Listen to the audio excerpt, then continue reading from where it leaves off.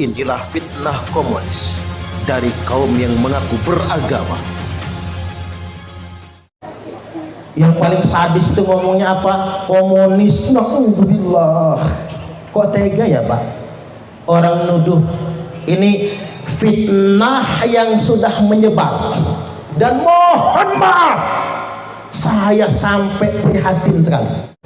Yang menyebar pemerintah sekarang komunis justru pakai jubah agama, nggak mudeng-mudeng, malah nggak jarang yang berjanggut, pakai sorban, pakai baju gamis, bahkan di mimbar-mimbar Jumat orang bisa khutbah Jumat sambil mengatakan Presiden Komunis PKI, pemerintah PKI. Na'udzubillah. Ini fitnah yang masif dan sayangnya nggak ada yang nangkep.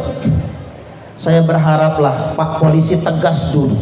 Yang suka menyebarkan fitnah ini tangkep aja semua. Setuju nggak kira-kira? Tepuk tangan dulu. Kan begini Bapak Ibu, Ustadz kan ada yang pakai baju kaos palu arit. Yang pakai baju kaos palu arit begitu ditangkap oleh Pak Polisi, ternyata dia sendiri yang nyablon palu arit, dia sendiri yang beli kaosnya, dia sendiri yang nyablonnya, DSC ngengguk, dia sendiri juga yang moto, yang videokan, dia sendiri yang memviralkan, dia sendiri yang teriak-teriak komunis. Kok ada ya orang membolehkan fitnah atas nama agama? Saya juga heran Bapak Ibu.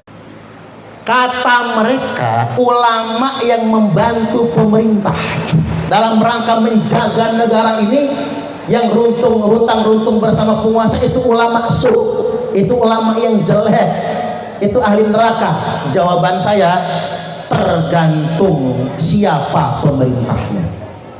Nek pemerintah Londo lan Jepang, kalau kita ngebantu Londo dan Jepang, pengkhianat namanya itu ulama suruh. Tapi nek pemerintah yang wonge dewe, kita sudah lama merdeka, pemerintahnya orang kita sendiri, bagian dari bangsa Indonesia, ulama wajib bersama pemerintah. Cocok atau cocok? Tepuk tangan lagi.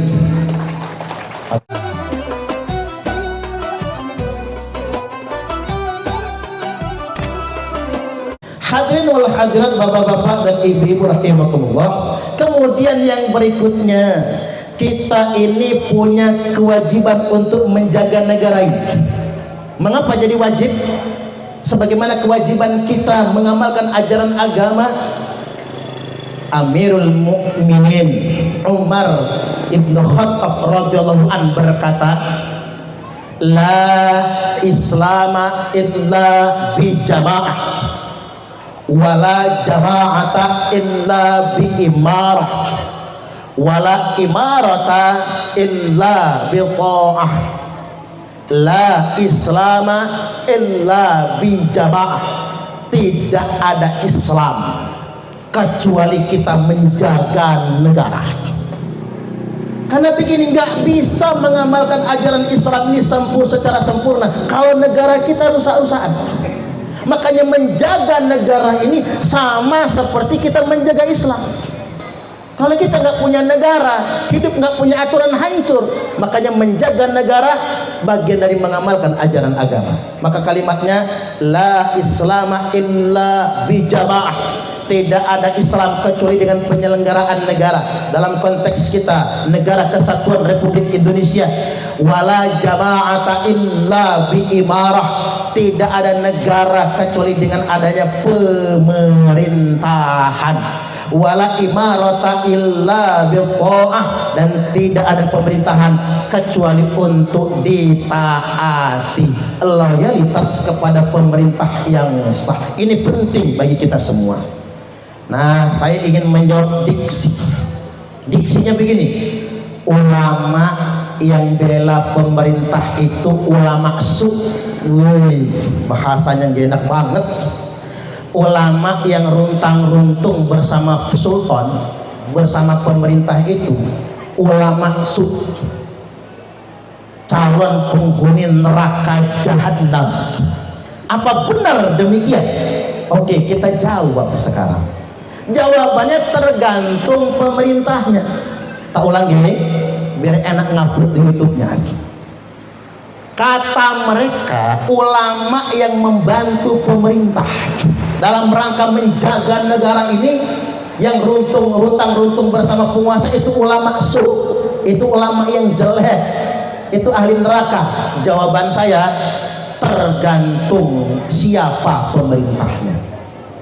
Nek pemerintahnya Londo lan Jepang, kalau kita ngebantu Londo dan Jepang, pengkhianat namanya itu ulama suruh.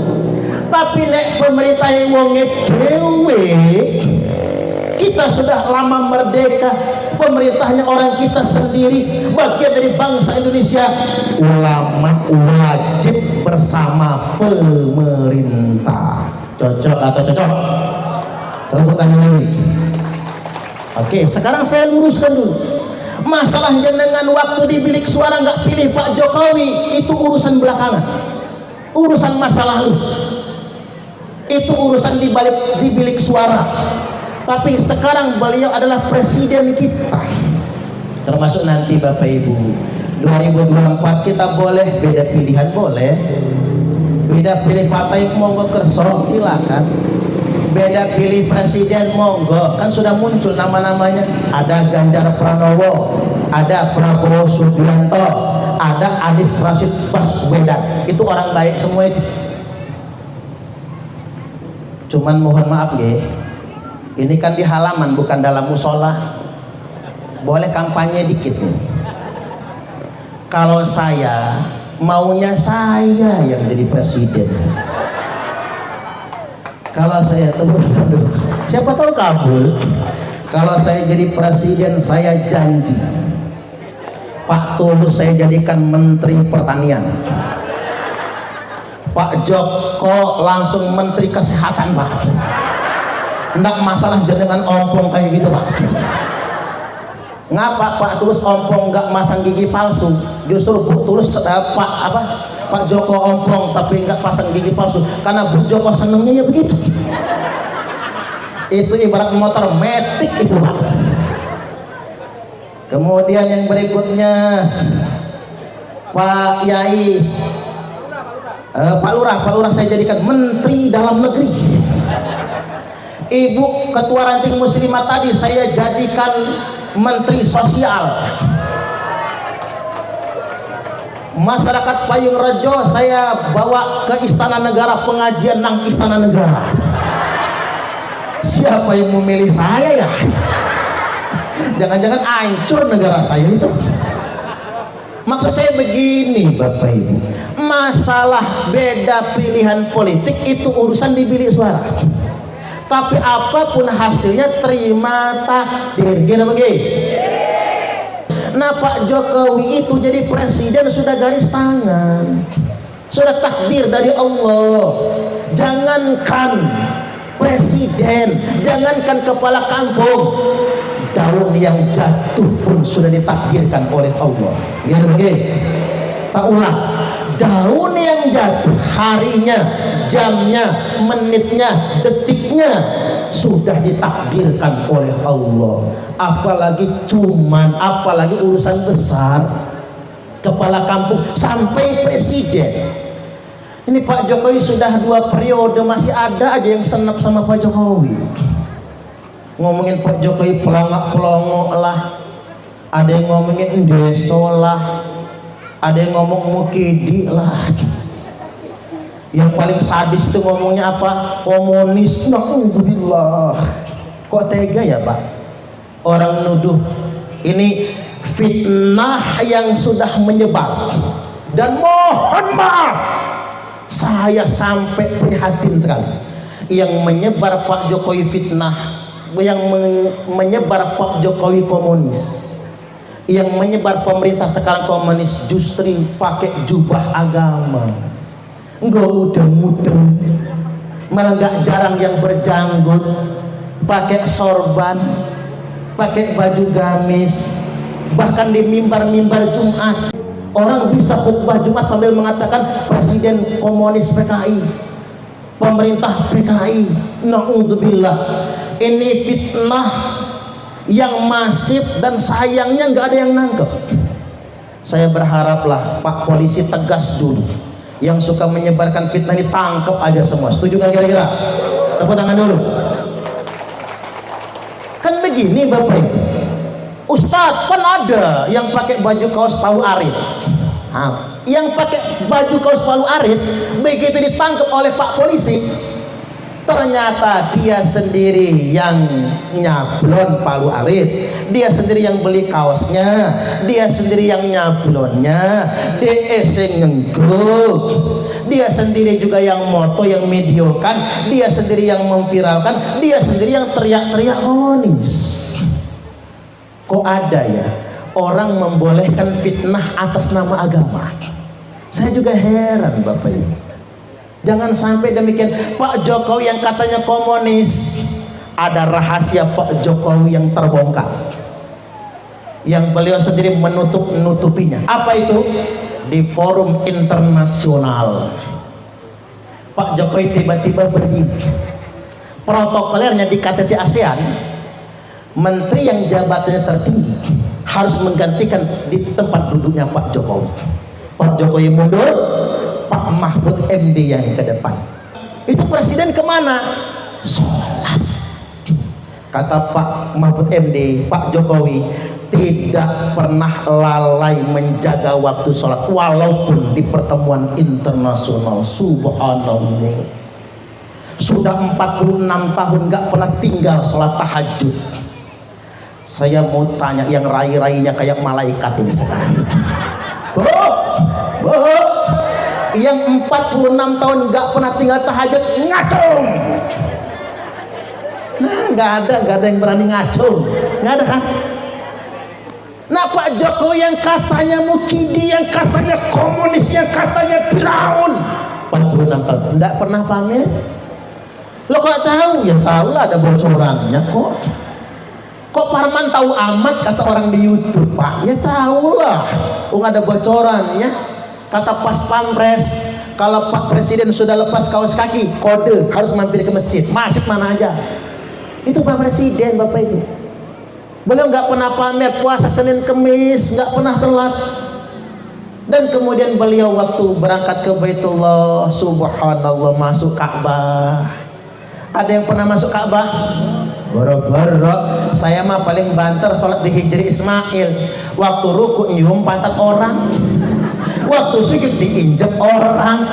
Gimana Pak? Kita sholat di Hijri Ismail kan tidak bisa tumak ninah, orang merebutan.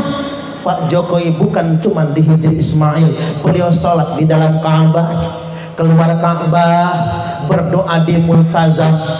Habis berdoa di Multazam, cium Hajar Aswad, berlinangan air mata ibu negara Iriana Jokowi. Saking terharunya, saking bahagianya, bisa masuk Baitullah, bisa cium Hajar Aswad, bisa berdoa di Multazam. Lah kita cium Hajar Aswad aja kebelengnya. Cuman emak-emak ini saya kasih tahu ya Bu, perempuan tidak sunnah Bu cium Hajar Aswad. Makanya nggak usah ngotot umroh cium Hajar Aswad, haji cium Hajar Aswad, pakai joki lagi banyak orang, pandosa. Laki-laki ditekankan cium Hajar Aswad, tapi perempuan tidak apa-apa tidak cium Hajar Aswad. Karena begini, ibu-ibu ini cium tangan suami sama seperti 70 kali cium Hajar Aswad. Apalagi suaminya ireng Bu, persis Hajar Aswad. Makanya Pak Joko roro-roro coklat keirangan begitu pas Hajar Aswad. Makanya buat IPPNU kalau cari jodoh ya, yang putri-putri jangan yang kuning, jangan yang coklat, carilah suami yang hitam aja sekalian, biar persis Hajar Aswadnya. Nah, cara cium tangan suami itu Bu, cium punggungnya, cium telapaknya, begini caranya, cetok. Jangan pakai jidat nanti jenong tidak mau. Jangan pakai pipi nanti bapau. Mana Bu Joko, mana Bu Joko? Pokoknya langsung praktek pokoknya di rumah nanti ya. Itu Ibu Irana Jokowi nangis berlinangan air mata saking bahagia dan terharunya. Orang yang taat kepada Allah Subhanahu wa taala diculikin Firaun dan lain sebagainya. Saking senapnya kali Pak Jokowi nggak mau numpak jalan tol. Jalan tol punya Jokowi nggak bisa dimakan. Enggak, saya tanya, siapa yang mau makan jalan tol? Cangkemnya siapa yang sanggup? Jalan tol nggak bisa dimakan. Ya iyalah, saking senapnya sama Pak Jokowi nggak mau pakai jalan tol. Setahun, 2 tahun, 3 tahun mudik nggak mau pakai jalan tol. Ya iyalah, uang dari Covid waktu itu. Kemarin boleh mudik, pulang kampung dia ke Palembang. Begitu sudah pulang ke Bandar Lampung lagi, apa kata dia? Enak sekarang ke Palembang 3 jam. Kata saya, Jokowi langsung menang dia. Saya ingin menjawab pertanyaan, mengapa presiden gila-gilaan membangun? Begini Bapak Ibu, Indonesia ini ranking infrastrukturnya ranking ke-50, masih di bawah Singapura, Malaysia, Thailand. Makanya viral Lampung Tengah itu. Tapi saya nggak nyalahin gubernur, enggak, karena memang Lampung Tengah lebar, terlalu lebar Pak Lampung Tengah ini. Saya setuju kalau Lampung Tengah jadi 3 kabupaten. Setuju nggak kira-kira? Tepuk tangan lagi. Karena terlalu lebar Bapak Ibu. Jadi balik lagi, ranking 50. Ya saya nggak kecil hati, wong Malaysia kecil negaranya, Thailand kecil, apa meneh Singapura. Paling Singapura ini sama dengan separuh Lampung Tengah, separuh Lampung Tengah malahan Pak. Artinya memang wajar. Dan konektivitas jalan raya Indonesia ini ranking 109. Makanya Pak Jokowi waktu baca data, subhanallah, infrastrukturnya ranking 50, jalan rayanya ranking 109, maka Pak Jokowi gila-gilaan bangun infrastruktur, bangun jalan tol, semua jalan transnasional dibangun, Papua dibangun. Menurut dugaan saya, ngebangun Papua pakai jalan cor semua itu Pak, sampai kiamat nggak pulang modal. Tapi masalahnya bukan break even point. Masalahnya apa? Papua saudara kita juga. Tepuk tangan lagi. Mereka punya hak menikmati kemakmuran. Mereka punya hak menikmati kesejahteraan. Jangan anak tirikan Papua. Belum ada presiden yang berani keliling Papua kecuali Pak Jokowi. Tepuk tangan lagi.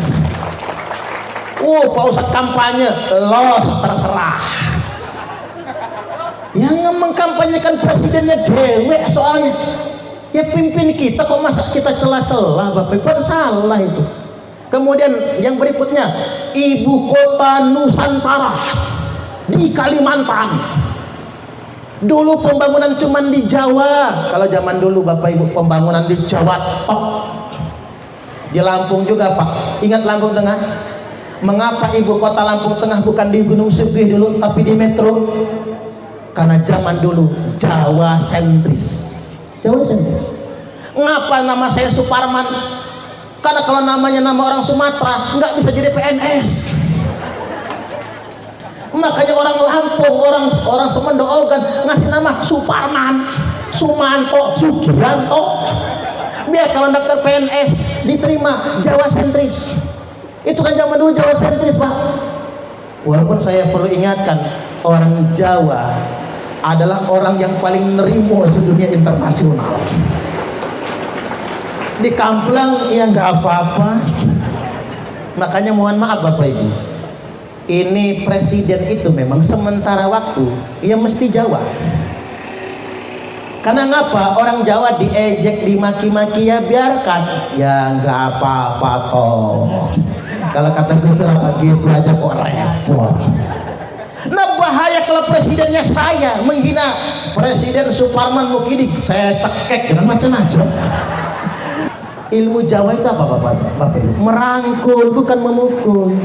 Makanya hebat Pak Jokowi itu. Pak Prabowo itu saingan loh. Dirangkul jadiin menteri malahan. Luar biasa. Makanya pemimpin yang baik itu merangkul. lawan jadi kawan. Ini mah jangan sampai kamu nggak milih saya, kamu nggak dapat BLT lagi. Jangan dia kayak gitu. Loh, kok tepuk tangan semua? Artinya Bapak Ibu, ini ilmu Jawa ini harus kita ambil. Oh, disitulah saya dapat pelajaran Bapak Ibu. Mengapa orang Jawa bisa hidup di mana saja? Sampai di Suriname orang Jawa itu. Nang Malaysia rata-rata menterinya itu, walaupun dia bahasanya Melayu, orang Jawa menteri-menteri nang Malaysia itu. Karena mengapa? Mereka bisa mengalahkan egonya. Jadi balik lagi saya ingin ingatkan bapak-bapak dan ibu-ibu rahimakumullah, Pak Jokowi merangkul. Belum lagi Bapak Ibu, Freeport itu tidak ada yang bisa ngambilnya, hanya yang mau saja. Pak Jokowi berhasil merebut Freeport. Freeport punya kita sekarang. Larangan ekspor nikel. Woi, dunia internasional geger. Indonesia diadukan ke pengadilan internasional gara-gara larangan ekspor nikel. Kekeh Pak Jokowi. Larangan ekspor bauksit, larangan ekspor batu bara, terakhir minyak goreng. Minyak goreng mahal, maka Pak Jokowi dengan gagah berani membuat ketetapan dilarang ekspor minyak kelapa sawit. Yang katanya pulau-pulau mampu melakukan itu semua. Yang gagah belum tentu Bapak Ibu. Jadi sekali lagi saya ingin mengajak Mbok Yau jangan menghina presiden kita dewe. Nah sekarang saya ingin tegaskan, lalu ulama su itu yang kayak mana? Bukan yang bersama-sama membangun negara. Ulama su itu, saya ingin bacakan beberapa keterangan. Asyarru ahli dzalika zaman ulama'uhum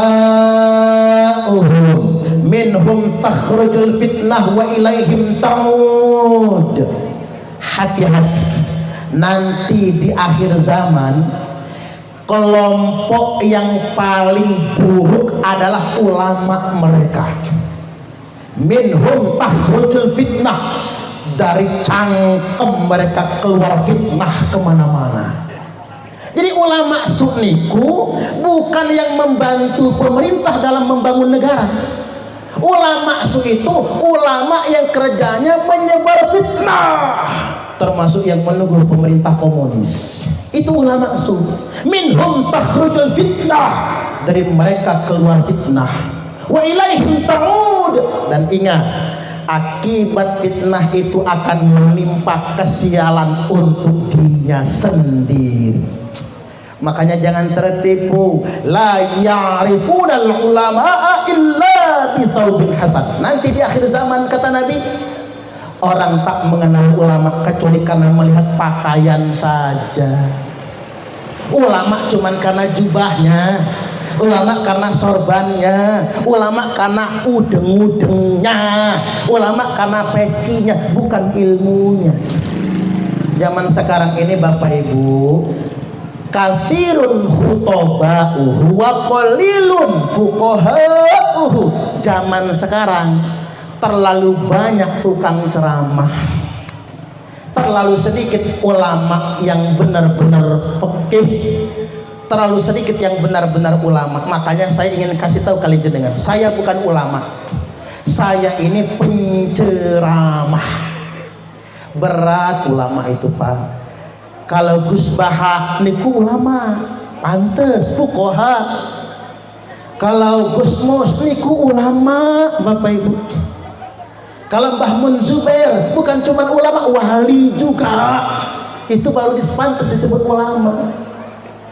Mbah Kapabihi Mahrus itu ulama, murid beliau sudah jadi ulama semua. Kalau model saya ini penceramah. Di Indonesia mah jadi penceramah mah gampang. Pengen jadi penceramah modalnya cuma 3. 1, rodok ganteng. 2, hafal 1-2 ayat.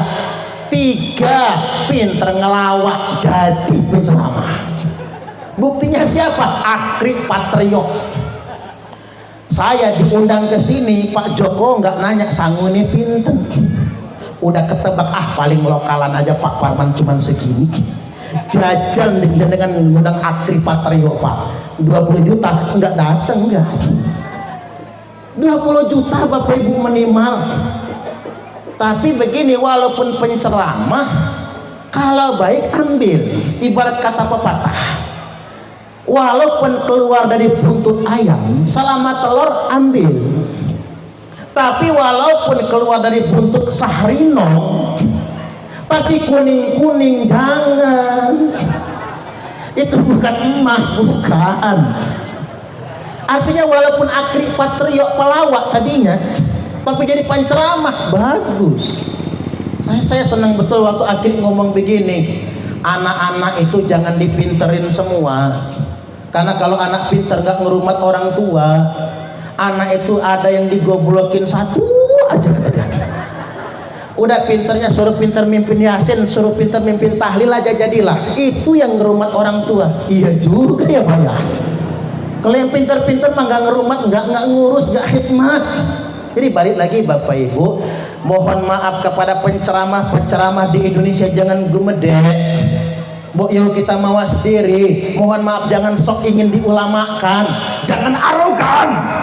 Jangan meracuni umat dengan provokasi yang bukan-bukan. Hati-hati, karena semua akan dimintai pertanggungjawaban nantinya.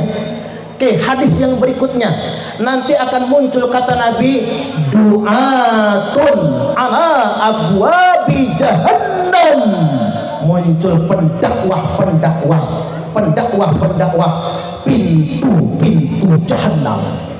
Apa sih pendakwah ke atas pintu jahannam itu? Pendakwah yang provokasi, pendakwah yang ngajak kita ribut, menggunakan agama untuk melawan negara. Itu pendakwah provokasi. Loh kok saya bisa ngomong begitu? Karena sahabat bertanya, ya Rasul, kalau sudah muncul pendakwah jahanam, kalau sudah muncul pendakwah provokator, umat diajaknya pecah belah melawan negaranya sendiri, apa yang harus kami lakukan? Jawab Nabi, alzamu jama'atal muslimina wa imamahum. Setialah dengan kaum muslimin yang lebih banyak jumlahnya, dan setialah kepada pemerintah mereka. Makanya kita yang setia dengan pemerintah itu yang benar, bukan yang melawan. Jamaah kaum muslimin itu apa? Inna ummati la tajtami'u ala dhalalah. Sesungguhnya umatku tidak akan bersepakat dalam kesesatan. Fa idza ra'aitum ikhtilafan, maka apabila kalian semua melihat perselisihan yang banyak, fa'anaikum bisawadil a'zam, maka wajib bagi kalian semua ngikut yang paling mayoritas. Yang paling mayoritas di dunia internasional namanya ahlu sunnah wal jamaah. Nah, ahlu sunnah wal jamaah dalam konteks keindonesiaan NU lan Muhammadiyah. Dah nggak usah neko-neko, Bapak Ibu, tepuk tangan lagi. Oke. Al-Irsyad juga nggih. NU Muhammadiyah, Al-Irsyad organisasi resmi. Ahlu sunnah wal jamaah jangan melok yang nyumput. Itu yang benar. Ikuti yang mayoritas. Satu, dua, wa imamahu, setialah kepada pemerintah mereka. Jangan neko-neko. Baik, yang berikutnya Bapak Ibu, masih dikit lagi. Bagaimana kok bisa kita menjaga negara ini sama dengan menjaga agama? Nabi sallallahu alaihi wasallam menegaskan, nanti di akhir zaman umatku akan berfirqah-firqah, berkelompok-kelompok, hanya ada satu kelompok yang paling selamat. Apa itu? Firqatun najiyah. Kelompok yang selamat itu adalah wahiyal jamaah, yakni al-jamaah. Ingat, al-jamaah itu bukan NU, bukan Muhammadiyah, bukan LDII, bukan Jamaah Tabligh, bukan Al-Irsyad. Al-jamaah itu adalah al-ijtima', tempat berkumpulnya para pemimpin umat yang secara resmi bersepakat dalam urusan mereka. Satu-satunya institusi yang paling sah berkumpulnya para pemimpin umat adalah negara. Maka kelompok yang paling selamat di akhir zaman adalah yang setia dengan negaranya sendiri. Itulah mengapa kita nggak boleh membiarkan Hizbut Tahrir, Jamaah Islamnya JI, tidak boleh membiarkan NII, JAD. Kemarin yang geger di Lampung Tengah, Prengsewenigi, Bapak Ibu, JI dan JAD itu kan, kita nggak bisa membiarkan mereka berkembang, Bapak Ibu. Karena mengapa? Target utama mereka meruntuhkan negara. Saya diskusi dengan orang Hizbut Tahrir. Apa kata mereka, Ustaz? Kata mereka, ngapa sih Ustaz ini anti-Islam? Enggak. Masa saya anti-Islam? Oh, saya ini orang Islam, santri saya banyak, kata saya kan. Kata mereka, kami Hizbut Tahrir. Mengapa sering Ustaz tegur? Begini, saya tanya, Hizbut Tahrir itu mau ngapain? Kata dia, nanti kalau khilafah tegak, mau mendirikan khilafah. Kalau khilafah tegak, pajak gratis, pajak bumi dan bangunan dihapuskan, pajak kendaraan bermotor dihapuskan, sekolah gratis, listrik gratis, angin surga. Angin surga. Jenengan kalau diomongin begitu pasti bingung kan? Ya juga, ya enak juga ikut Hizbut Tahrir. Nanti kalau khilafah tegak, listrik gratis, sekolah gratis, kesehatan gratis semua, nggak bayar pajak. Cara mematahkannya simpel, Pak Joko. Begini, tanya balik. Kalau khilafah tegak, negara kita mau dikemanakan? Pasti jawab mereka, negara kita bubarkan. Jadi mereka cuman bohong, mengiming-imingi angin surga, padahal target utama mereka bukan itu. Target mereka membubarkan negara kita. Sudah ada contohnya, Arab Spring, Al-Tauratul Arabiyah, kebangkitan Islam di Arab, kebangkitan dunia Arab. Kata mereka ingin mendirikan negara Islam, semua serba gratis. Tapi pada kenyataannya, gara-gara Arab Spring, Tunisia, Presiden Ben Ali jatuh, Yaman, Presiden Ali Abdullah Saleh jatuh, sampai sekarang Yaman perang saudara, Mesir, gara-gara Ikhwanul Muslimin. Hati-hati, Ikhwanul Muslimin ini nyusup juga ke Indonesia dan mereka masuk ke partai-partai politik. Gara-gara Ikhwanul Muslimin, Hosni Mubarak jatuh, Suriah perang saudara nggak selesai-selesai sampai sekarang. Muammar Gaddafi mati ketemu di selokan. Saddam Hussein jatuh, sebelumnya lagi invasi Amerika. Afghanistan sampai sekarang perang saudara.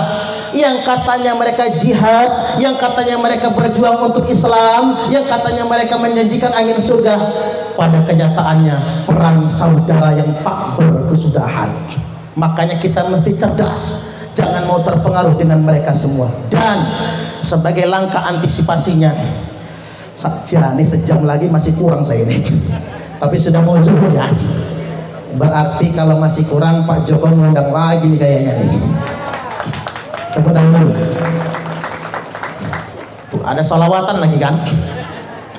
Sebentar, saya tambahkan dulu dikit. Hati-hati. Begini Bapak Ibu, Hizbut Tahrir, HTI, ya, JI, JAD, ISIS, Al-Qaeda, itu hanya bentuk aksi teroris. Yang lebih bahaya itu induknya. Apa induknya? Wahabi. Itu induknya. Hati-hati, jangan sekali-kali mereka menguasai masjid musola. Mula-mula daftar jadi marbot, nggak dibayar, nggak apa-apa. Udah rajin daftar jadi marbot, buka PPQ, ngaji Iqra. Habis itu imam nggak datang, berani imam. Pas Jumatan khotib nggak datang, berani jadi khotib. Pas pemilihan takmir masjid, mereka ganti takmir masjid. Begitu takmir ganti, masjid dikuasai oleh mereka. Hati-hati. Dan saya mohon maaf kepada Pak Kepala Desa, kalau di Arab Pak Kades, Pak Kepala Kampung, mendirikan masjid harus atas izin pemerintah. Kalau ada orang mendirikan masjid atau musola nggak izin sama pemerintah, langsung dibongkar. Sumbang saran agar Wahabi nggak masuk ke Payung Rejo, kalau mereka minta izin mendirikan masjid, jangan pernah diizinkan. Setuju nggak kira-kira? Tepuk tangan dulu.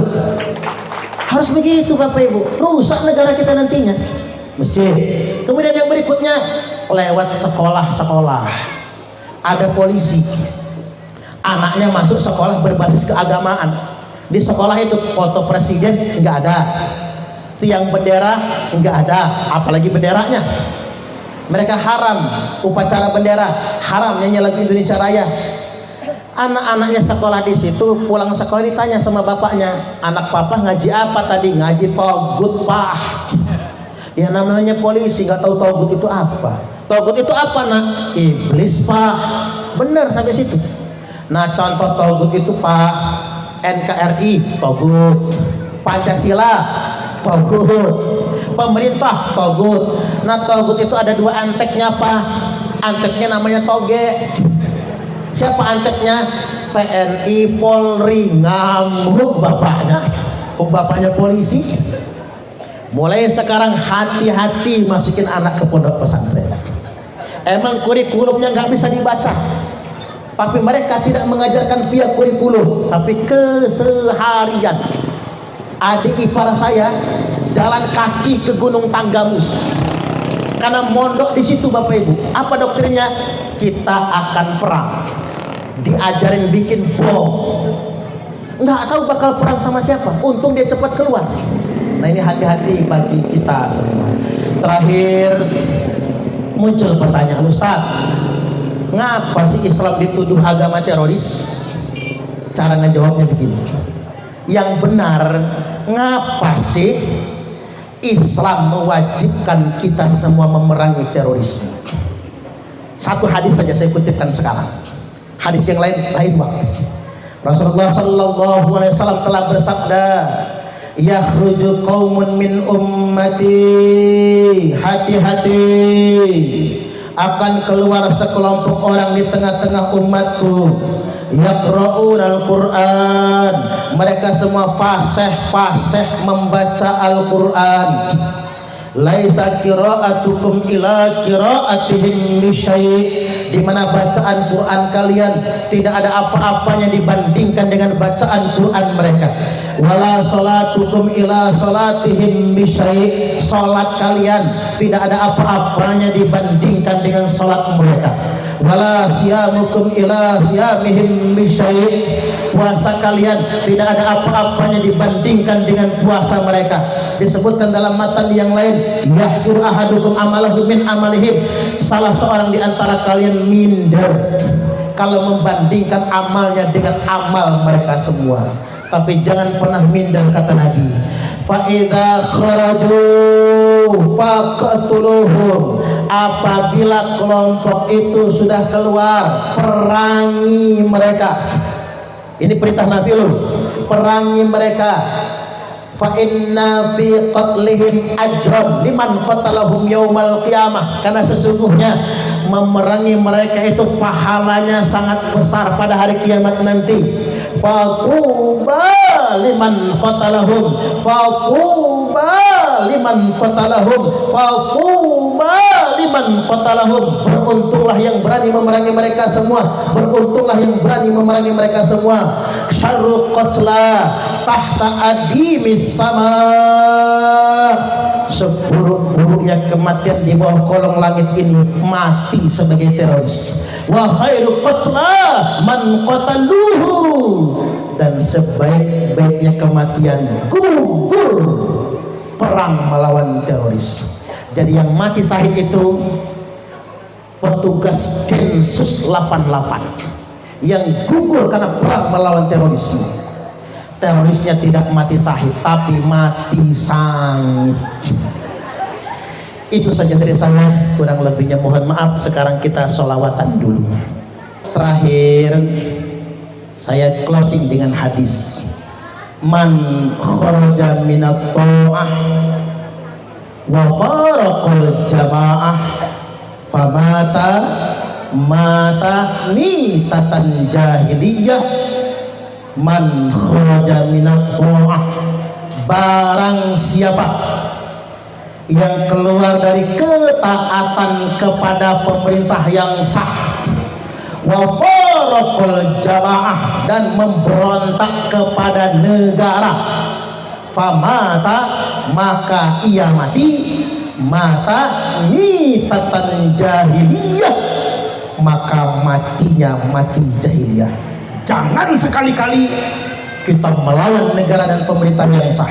Jadi kalau ada orang yang mengatasnamakan agama, walaupun udeng-udeng yang di plafon, walaupun janggutnya tekan udel, walaupun jubahnya nyengser di tanah, tapi ngajak kita melawan pemerintah yang sah, maka dia sesat dan menyesatkan.